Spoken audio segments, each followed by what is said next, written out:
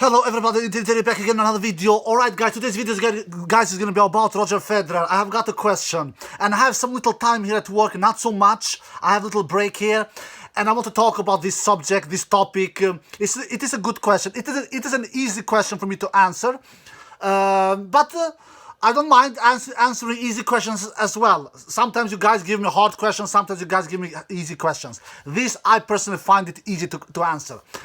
The question is, why has Roger Federer stopped winning US Open since 2008? Why is this? It has been 14 years ago since Roger Federer won US Open.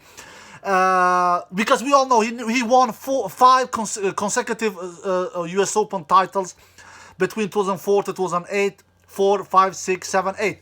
And since 2008, Roger Federer has never won US Open. Since 2008, Roger Federer has played only two US Open finals. 2009 US Open final against Del Potro, which he lost, and 2015 US Open final against Djokovic, which he lost. Two reasons. According to me, this depends on two reasons. The first reason I'm going to mention is also a big reason. And the second reason is the biggest reason. So if I have the first reason as the number two, the second place, and the biggest reason is on my first place. On my second place is because of the surface. They slow down the surface a lot. In the beginning of when Federer started to win US Open on the 2004, 5, 6, 7, 8, the surface was faster, the balls were faster. That suits Roger Federer's game perfectly, because Roger Federer is not a grinder a la Djokovic, a la Nadal. Not that Djokovic and Nadal are only grinders, but you know what I mean. Federer takes the ball early, Federer goes to the net, Federer plays first strike tennis, Federer is ultra aggressive, Federer doesn't have the shot tolerance a la Nadal, a la Djokovic. So those fast surfaces, those fast balls were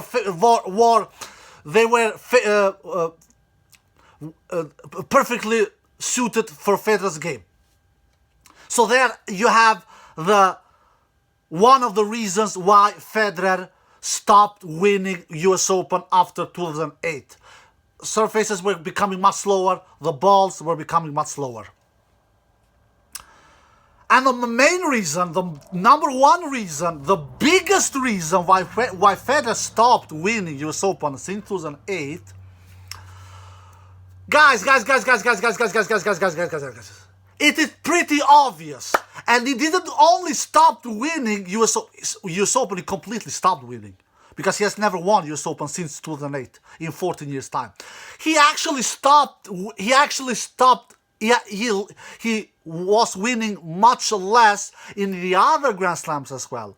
Not only US Open, Australian Open, Wimbledon, you name it. French Open, he has never won it much. He has only won it once. We all know that. He actually won French Open just 1 year later, 2008 to 2009. We all know that. That is Federer's maiden and only French Open title. And he should actually be very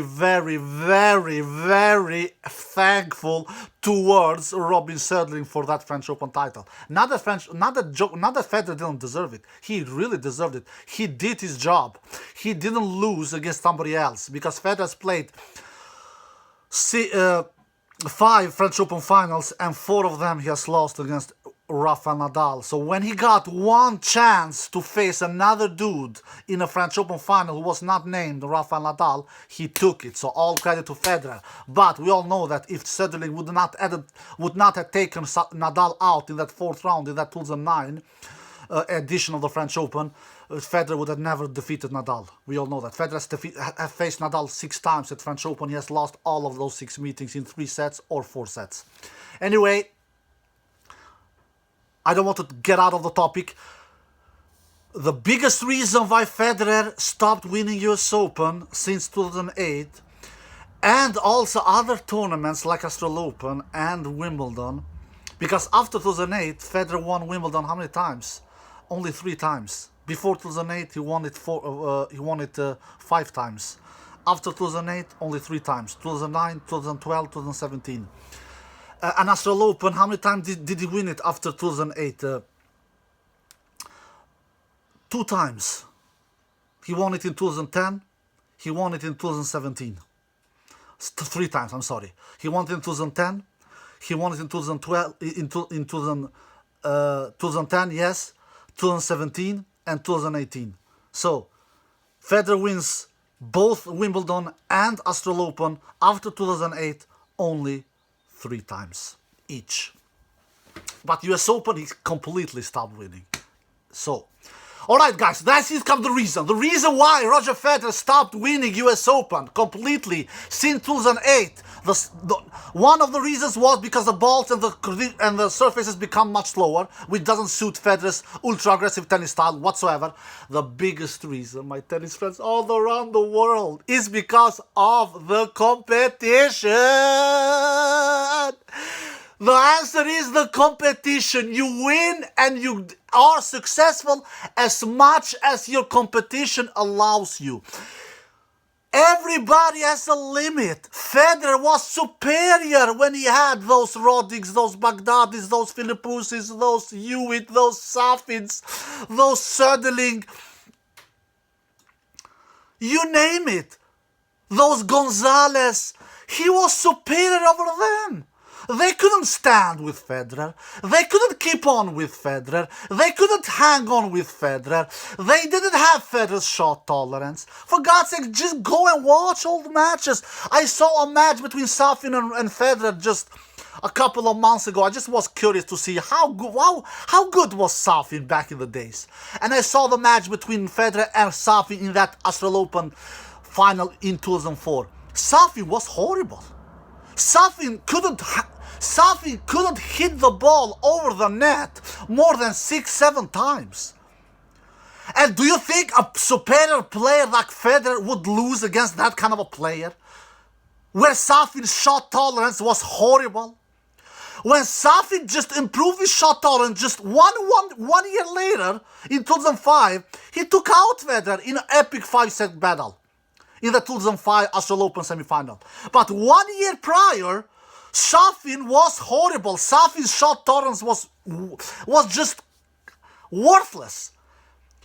And if you look at the Australian Open final 2004, if you don't believe me, just go look at that match.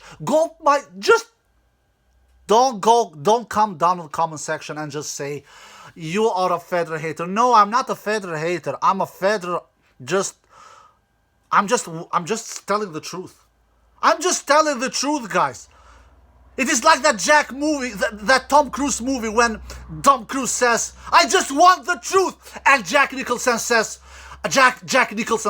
"You can handle the truth." And I'm the same here. I am just delivering the truth. And if you guys want the truth, just accept the truth. If you don't handle the truth, it is not my fault.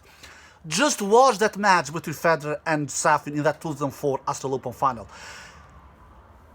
Both of the players didn't have great shot tolerance. The rallies were 10 shots maximum. You barely saw any long rallies. And some of you can say, but the surface was really fast. Yeah, it was fast, but it was not lighting fast like the 90s when Becker, when Edberg, when Sampras were competing.